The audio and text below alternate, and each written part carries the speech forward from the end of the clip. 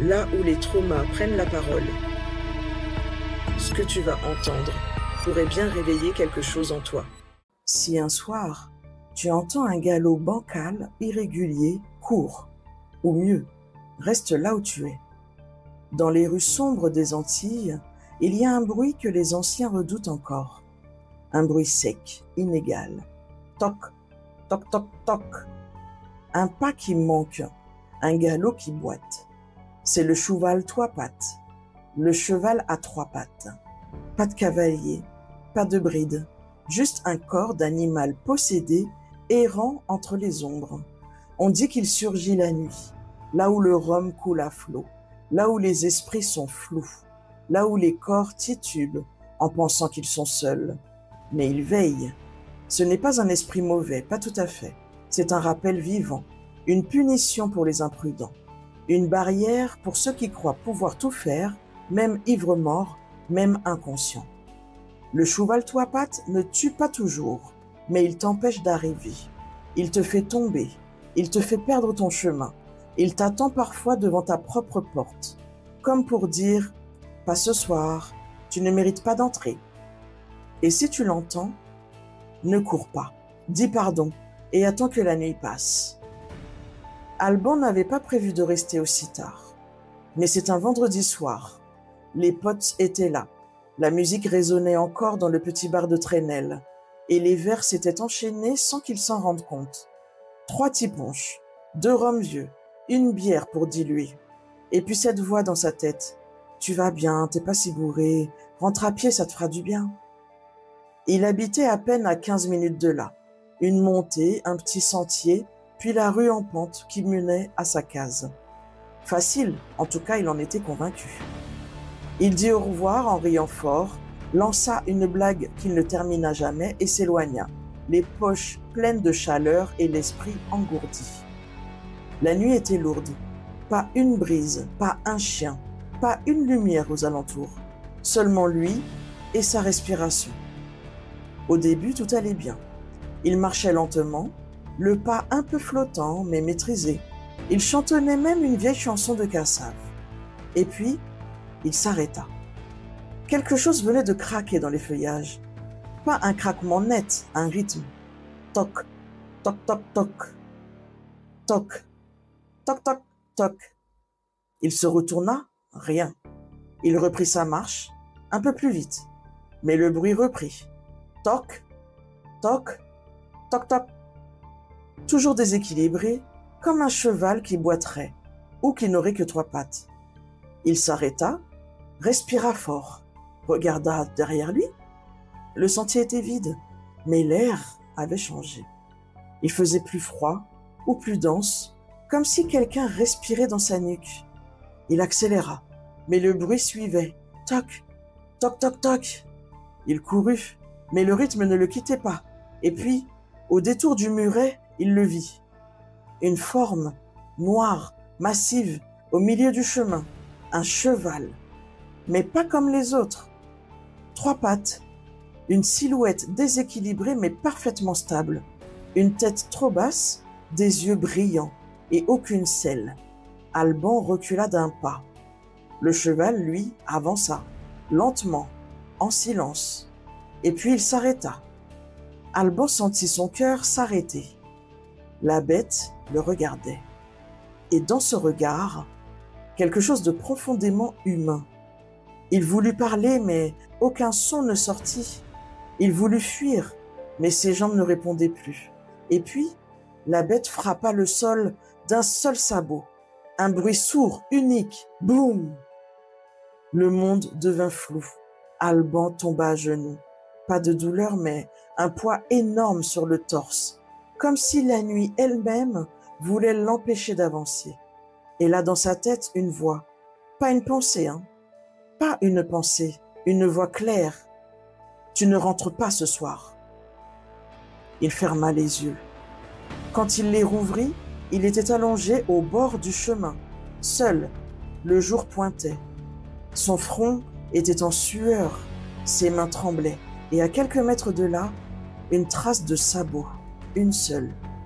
Comme une empreinte laissée pour lui dire « Tu as été vu, Tu as été épargné. » Il se releva lentement, et cette fois il marcha droit. Pas parce qu'il allait mieux, mais parce qu'il avait compris. Ce soir-là, ce n'était pas lui qui avait décidé. Depuis cette nuit-là, Alban n'avait plus bu une goutte d'alcool. Il en parlait peu, il riait moins, il dormait mal, car chaque soir, en s'endormant, il entendait ce rythme. Pas un souvenir, un écho, comme si le sol sous sa case tapait à sa place. Toc, toc, toc, toc. Il avait tenté d'en parler à une vieille du quartier, Manfani, une femme respectée qui connaissait les histoires, les choses qu'on ne voit pas mais qu'on sent. Elle l'avait écouté en silence, puis elle l'avait dit « Tu as été visité et la bête t'a laissé repartir, mais elle te regarde encore. » Alban avait voulu rire, il n'y était pas arrivé. Elle ajouta d'une voix lente « C'est pas un cheval, tu sais, pas vraiment. C'est un homme qui a pris le corps d'un animal pour porter le message. Dans d'autres pays, on l'appelle le gardien du carrefour. Chez nous, c'est le chouval-tout à pattes. » Chez nous, c'est le chouval-tout à pattes. Il demanda « Pourquoi moi ?»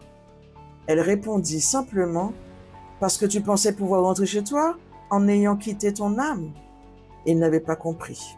Pas tout de suite. Quelques jours plus tard, un de ses amis du bar, Rico, vint le chercher. « Alban, on fait une soirée chez Phil où tu viens? T'as l'air tendu, un verre te ferait du bien. » Alban refusa, mais Rico insista, et il finit par céder.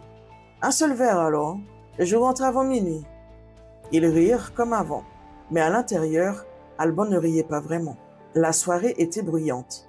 L'alcool circulait, les gens chantaient fort. Il garda sa promesse, un seul verre.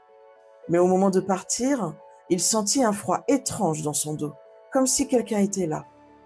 Il salua rapidement, prit le chemin du retour. Le ciel était sans lune, la route était vide, mais le rythme était revenu. Pas dans ses pas, pas dans ses oreilles, dans son ventre. Toc, toc, toc, toc. Il s'arrêta, le silence, puis derrière lui un bruit. Il se retourna brusquement. Rien. Mais le vent soufflait à l'envers. Il marcha plus vite. Son souffle devenait court, ses mains tremblaient. Puis au détour d'un virage, il vit une forme. Pas un cheval, un homme. Mais voûté, nu, la peau blanche, les yeux noirs, et à côté de lui, une selle. Posée au sol, brillante, propre. L'homme ne disait rien. Il tendit simplement la main vers Alban. Et dans un flash, Alban comprit. Ce n'était pas une bête, c'était un avertissement. Et ce n'était pas fini. Il recula, tomba, se releva et s'enfuit. Cette fois, il ne regardait pas en arrière. Mais le bruit, lui, le suivit jusque dans son sommeil. Le lendemain, il retourna voir Manfani. Elle lui tendit une tisane amère, puis dit doucement « Tant que tu n'as pas compris, il reviendra. Il n'est pas venu pour te punir, Alban. Il est venu te prévenir. » « Me prévenir de quoi ?»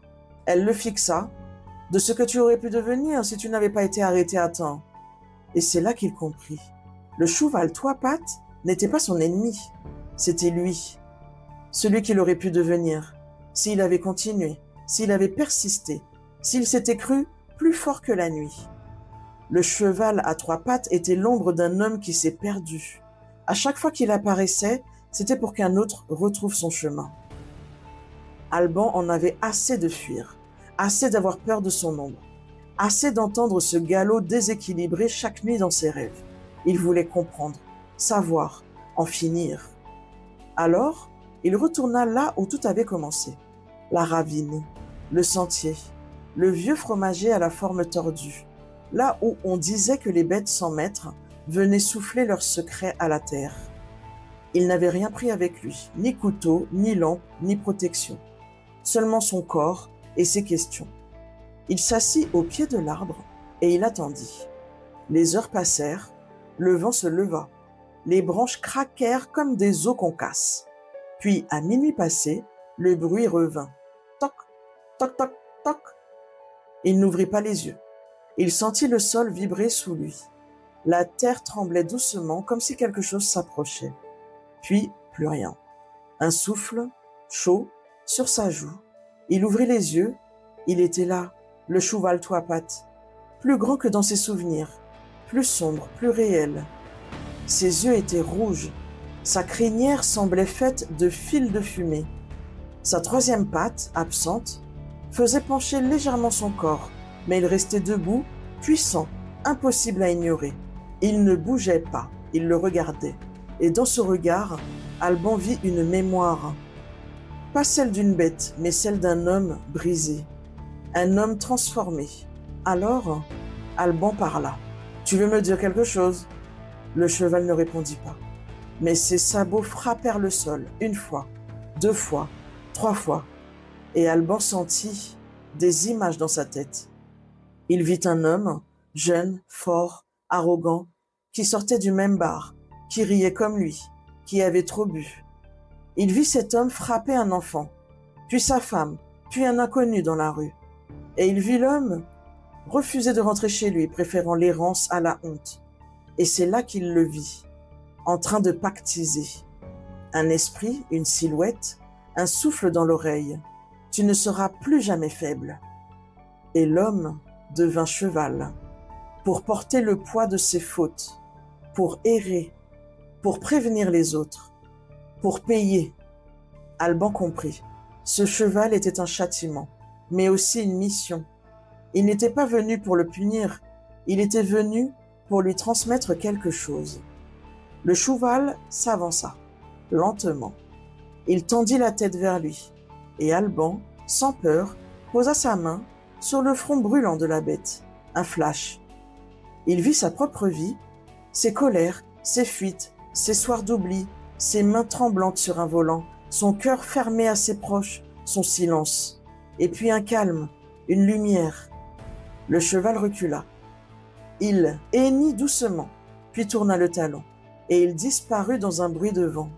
Pas de pas, pas de poussière, juste le silence.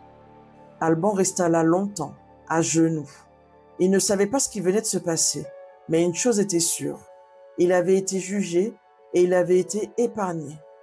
Il n'était pas devenu la bête, pas cette nuit-là, mais il savait que chaque nuit d'errance pouvait être la dernière sous sa propre peau.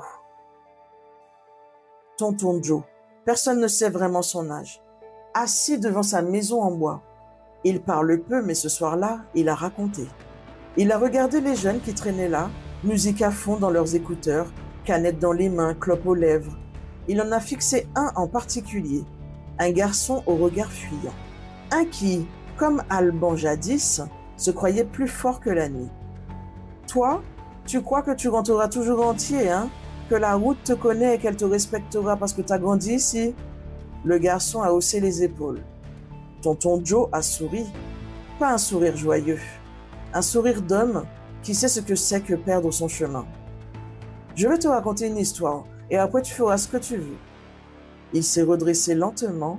Son regard s'est perdu quelque part au loin et il a dit « Il y a longtemps, un homme a été arrêté par un cheval. Mais pas un vrai, hein? Un cheval qui n'avait pas toute sa forme. Un cheval qui marchait bancal. Un cheval à trois pattes. » Le garçon a levé un sourcil, mais il n'a rien dit. Ce cheval, il apparaît que la nuit, là où le rhum parle à la place des gens, là où les promesses sont faites à la bouteille, pas à la vie. Il fit une pause. Les grillons s'étaient tus. Ce cheval, c'était un homme avant, quelqu'un comme toi, quelqu'un comme moi, quelqu'un qui avait tout pour lui, mais qui a cru qu'il pouvait tout faire sans payer. Alors la nuit l'a pris et elle l'a transformé. Un silence. On dit qu'il galope pas comme les autres, qu'il lui manque quelque chose et que ceux qui l'entendent, ils ont encore une chance. Il regarda le garçon droit dans les yeux. Mais il faut l'écouter, hein, et il faut comprendre, parce que si tu comprends pas, il reviendra. Et un jour, ce sera toi le cheval, et ce sera toi l'ombre qui bloque le chemin. Le garçon ne riait plus. Tonton Joe reprit doucement. Moi, j'ai entendu son pas, hein, une fois, et j'ai jamais rebu depuis, jamais. Un frisson passa dans l'air. Il se leva, ramassa sa vieille canette, puis s'éloigna. Avant de franchir le seuil, il se retourna une dernière fois. « Si un jour tu l'entends, arrête-toi, hein.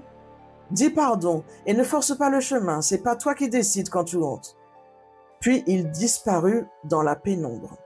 Et les jeunes restèrent là, silencieux, parce qu'au fond, ils avaient tous entendu un soir, dans le vent, ce galop étrange.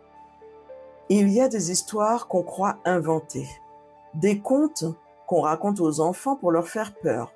Et puis, il y a celles qu'on sent dans le ventre, quand tout devient trop silencieux, quand la nuit semble écouter. Le cheval tout à pattes ne s'annonce jamais. Il ne frappe pas à la porte. Il attend au carrefour, entre la folie et le retour à soi. Certains diront que c'est une légende, d'autres que c'est une projection de la conscience. Mais ceux qui ont entendu ce galop déséquilibré, eux, ne rient pas. Ils baissent les yeux, ils changent de sujet. Ou ils te disent très bas, « T'as déjà marché seul la nuit et eu l'impression qu'une ombre marchait à côté de toi, mais pas tout à fait au même rythme ?» Alors, peut-être que ce cheval est réel, ou peut-être qu'il vit en chacun de nous. Une partie que la nuit fait surgir quand on ne se respecte plus. Et si tu entends un soir, entre deux silences, ce bruit étrange, toc, toc, toc, toc, n'essaie pas de fuir. Ralentis, écoute, demande pardon, parce que parfois c'est dans l'ombre qu'on retrouve la route, et qu'un pas manquant peut éviter une chute fatale. Et toi, dis-moi, tu rentres comment les soirs où t'as trop bu? Les soirs où tu veux juste oublier? Est-ce que tu sens parfois une présence derrière toi ou c'est juste ton imagination? Peut-être que tu as grandi avec ces histoires. Peut-être que c'est la première fois que tu entends parler du cheval tout à pattes. Ce cheval sans cavalier, sans pitié, sans repos. Mais peu importe ce que tu crois, ce que tu ressens quand tu marches seul la nuit. Ça, c'est vrai. Moi, je ne suis pas là pour te convaincre. Je suis là pour faire passer la voix de ceux qui n'ont jamais pu raconter, de ceux qui ont croisé une légende et en sont revenus changés. Tu sais, chaque conte est une boussole, et parfois, il suffit d'une simple histoire pour éviter de prendre le mauvais chemin. Alors la prochaine fois que tu sors, écoute les bruits autour de toi. Et si tu entends un galop étrange, un pas déséquilibré, un souffle dans ton dos, souviens-toi de cette histoire. Merci d'avoir écouté. Et dis-moi, est-ce que tu penses que certaines créatures ne sont là que pour nous faire peur ou pour nous protéger de nous-mêmes? On se retrouve très vite pour une nouvelle légende oubliée. Parce que comprendre l'histoire des autres, c'est parfois commencer à guérir la sienne. À très vite sur HDMH Story.